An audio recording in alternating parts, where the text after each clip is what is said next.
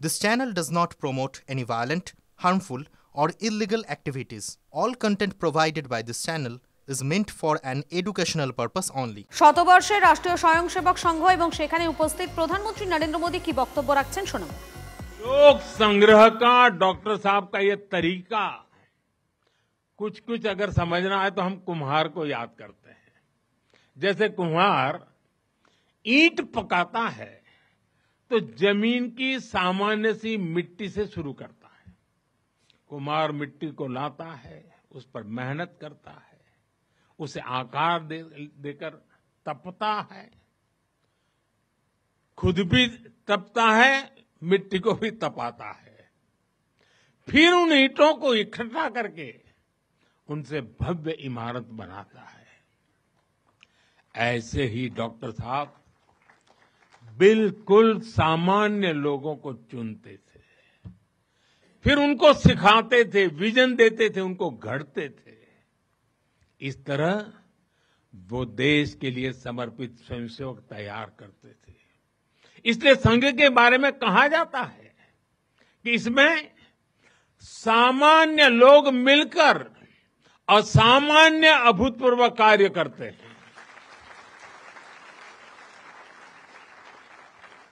साथियों, व्यक्ति निर्माण की ये सुंदर प्रक्रिया हम आज भी संघ की शाखाओं में देखते हैं। संघ शाखा का मैदान एक ऐसी प्रेरणा भूमि है जहां से स्वयं सेवक की अहम से वयम की यात्रा शुरू होती है। संघ की शाखाएं व्यक्ति निर्माण की यज्ञ वेदी है। इन शाखाओं में व्यक्ति का शारीरिक, मानसिक और सामाजिक विकास होता है। स्वयंसेवकों के मन में राष्ट्र सेवा का भाव और साहस दिन प्रतिदिन पनपता रहता है। उनके लिए त्याग और समर्पण सहज हो जाता है। श्रेय के लिए प्रतिस्पर्धा की भावना समाप्त हो जाती है और उन्हें सामूहिक निर्णय और सामूहिक कार्य का संस्कार मिलता है। साथियों, राष्ट्र निर्माण का महान उद्देश्य व्यक्ति निर्माण का स्पष्ट पथ और शाखा जैसी सरल जीवंत कार्य पद्धति। साथियों, प्रारंभ से संघ राष्ट्रभक्ति और सेवा का पर्याय रहा है। जब विभाजन की पीड़ा ने लाखों परिवारों को बेघर कर दिया, तब स्वयंसेवकों ने शरणार्थियों की सेवा की। संघ के स्वयंसेवक अपने सीमित संसाधनों के साथ सबसे आगे खड़े थे। यह केवल राहत नहीं था, यह राष्ट्र की आत्मा को संबल देने का कार्य था। साथियों, 1956 में 1956 में गुजरात के कच्छ के अंजार में बहुत बड़ा भूकंप आया था। तबाही इतनी बड़ी थी, चारों ओर विनाश का दृश्य था। उस समय भी संघ के स्वयंसेवक राहत और बचाव में जुटे थे। तब परम पूज्य गुरु जी ने गुजरात के वरिष्ठ संघ के प्रचारक वकील साहब को, जो समय गुजरात का कार्य संभालते थे, उन्हें एक पत्र लिखा था। उन्होंने लिखा था, किसी दूसरे के दुख को दूर करने के लिए निस्वार्थ भाव से खुद कष्ट उठाना एक श्रेष्ठ हृदय का परिचायक है। साथियों, खुद कष्ट उठाकर दूसरों के दुख हरना, ये हर स्वयंसेवक की पहचान है। याद करिए 1962 के युद्ध का वो समय, संघ के स्वयंसेवकों ने दिन रात खड़े रहकर सेना की मदद की, उनका हौसला बढ़ाया। सीमा पर बसे गांवों में मदद पहुंचाई। 1971 में लाखों शरणार्थी पूर्वी पाकिस्तान से भारत की धरती पर आए। उनके पास न घर था न साधन। उस कठिन घड़ी में स्वयंसेवकों ने उनके लिए अन्न जुटाया, आश्रय दिया, स्वास्थ्य सेवाएं पहुंचाई, उनके आंसुओं को पोंछा, उनकी पीड़ा को साझा किया। साथियों, एक बार, और हम जानते हैं 1984 सिखों के खिलाफ जो कत्लेआम चलाया गया था, अनेक सिख परिवार संघ के स्वयंसेवकों के घरों में आकर के आश्रय ले रहे थे। यह स्वयंसेवकों का स्वभाव रहा है। साथियों, एक बार पूर्व राष्ट्रपति डॉक्टर एपीजे अब्दुल कलाम चित्रकूट गए थे। वहां उन्होंने नानाजी देशमुख जिस कार्य को कर रहे थे उस आश्रम स्थान को देखा था, वहां के सेवा कार्य देखे, वो हैरान रह गए थे। उसी प्रकार से पूर्व राष्ट्रपति प्रणब मुखर्जी भी जब नागपुर गए तो वो भी संघ के अनुशासन, संघ की सादगी, उसको देखकर बहुत प्रभावित हुए थे। साथियों, आज भी आप देखें, पंजाब की बाढ़, हिमाचल उत्तराखंड की आपदा, केरल के वायनाड की त्रासदी, हर जगह स्वयंसेवक सबसे पहले पहुंचने वालों में से एक रहते हैं।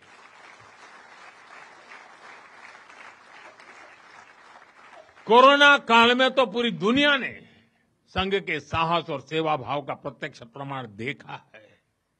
साथियों, अपनी 100 वर्ष की इस यात्रा में संघ का एक बड़ा काम ये रहा है, उसने समाज के अलग अलग वर्गों में आत्मबोध जगाया, स्वाभिमान जगाया। और इसके लिए संघ देश के उन क्षेत्रों में भी कार्य करता रहा है जो दुर्गम है, जहां पहुंचना सबसे कठिन है। हमारे देश में लगभग 10 करोड़ आदिवासी भाई बहन हैं, जिनके कल्याण के लिए संघ लगातार प्रयासरत है। लंबे समय तक सरकारों ने उन्हें प्राथमिकता नहीं दी, लेकिन संघ ने उनकी संस्कृति, उनके पर्व, उत्सव, उनकी भाषा और परंपराओं को सर्वोच्च प्राथमिकता दी। सेवा भारती, विद्या भारती, एकल विद्यालय, वनवासी कल्याण आश्रम आदिवासी समाज के सशक्तिकरण का स्तंभ बनकर के उभरे। आज हमारे आदिवासी भाई बहनों में जो आत्मविश्वास आया है, उनके जीवन में बदल रहा है। साथियों, संघ दशकों से आदिवासी परंपराओं, आदिवासी रीति रिवाजों, आदिवासी मूल्यों को सहज ने संवारने में अपना सहयोग देता रहा है, अपना कर्तव्य निभा रहा है। उसकी तपस्या ने भारत की सांस्कृतिक पहचान सुरक्षित रखने में बड़ी भूमिका निभाई है। मैं देश के दूर सुदूर कोने कोने में आदिवासियों का जीवन आसान बनाने में लगे संघ के लाखों स्वयंसेवकों की भी सराहना करूंगा।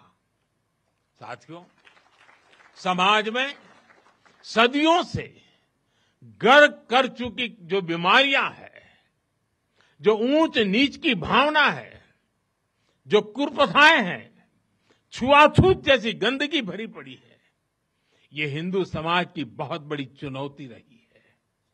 एक ऐसी गंभीर चिंता है जिस पर संघ लगातार काम करता रहा है।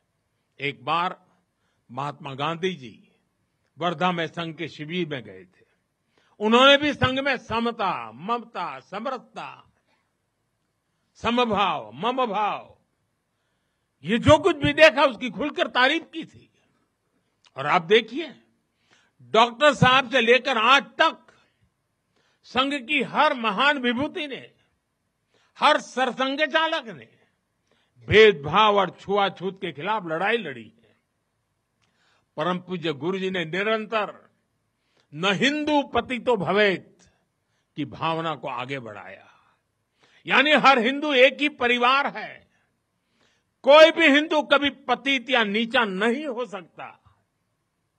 पूज्य बाला साहब देवव्रत जी के शब्द भी हम सबको याद है। वो कहते थे, छुआछूत अगर पाप नहीं, छुआछूत अगर पाप नहीं तो दुनिया में कोई पाप नहीं है। सरसंघ चालक रहते हुए पूज्य रज्जू भैया जी और पूज्य सुदर्शन जी ने भी इसी भावना को आगे बढ़ाया। वर्तमान सरसंघचालक आदरणीय मोहन भागवत जी ने भी समरसता के लिए समाज के सामने स्पष्ट लक्ष्य रखा है और गांव-गांव तक इस बात की ज्योत जगाई है। क्या है वो? उन्होंने कहा, एक कुआं, एक मंदिर और एक श्मशान। इसे लेकर संघ देश के कोने कोने में गया है। कोई भेदभाव नहीं, कोई मतभेद नहीं, कोई मनभेद नहीं। यही समरसता का आधार है, यही सर्वसमावेशी समाज का संकल्प है और संघ इसी को निरंतर नई शक्ति दे रहा है, नई ऊर्जा दे रहा है। साथियों, जब 100 साल पहले संघ अस्तित्व में आया था तो उस समय की आवश्यकताएं, उस समय के संघर्ष कुछ और थे। तब हमें सैकड़ों वर्षों की राजनीतिक गुलामी से मुक्ति पानी थी, अपने सांस्कृतिक मूल्यों की रक्षा करनी थी। लेकिन आज 100 वर्ष बाद जब भारत विकसित होने की तरफ बढ़ रहा है, जब भारत दुनिया की तीसरी सबसे बड़ी इकोनॉमी बनने जा रहा है,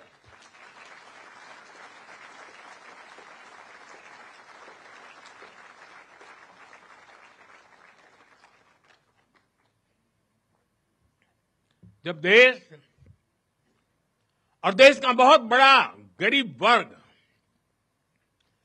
गरीबी को परास्त करके, गरीबी को पराजित करके आगे आ रहा है, जब हमारे युवाओं के लिए नए नए सेक्टर्स में नए अवसर बन रहे हैं, जब ग्लोबल डिप्लोमेसी से क्लाइमेट पॉलिसीज तक भारत विश्व में अपनी आवाज बुलंद कर रहा है, तब आज के समय की चुनौतियां अलग है, संघर्ष भी अलग है।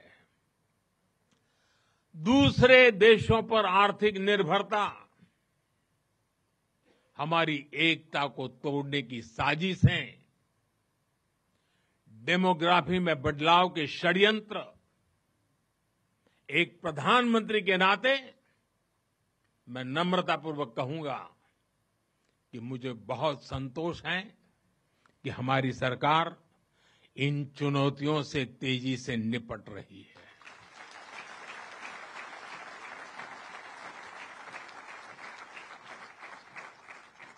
वहीं एक स्वयंसेवक के नाते मुझे ये भी खुशी है कि राष्ट्रीय स्वयंसेवक संघ ने न केवल इन चुनौतियों को पहचान की है, बल्कि इन चुनौतियों से निपटने के लिए ठोस रोड मैप भी बनाया है।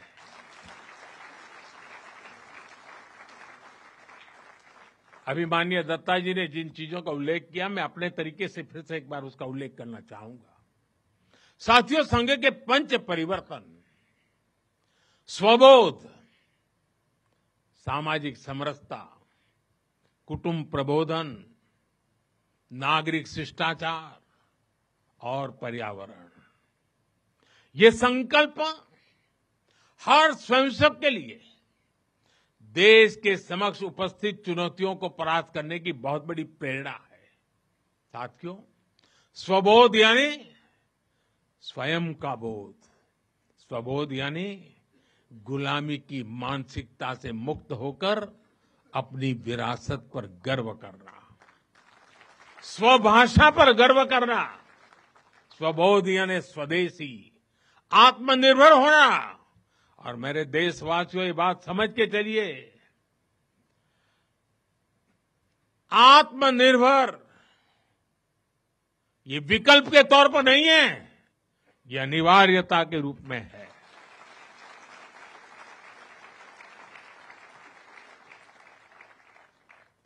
हमें स्वदेशी के अपने मूल मंत्र को समाज का संकल्प बनाना है।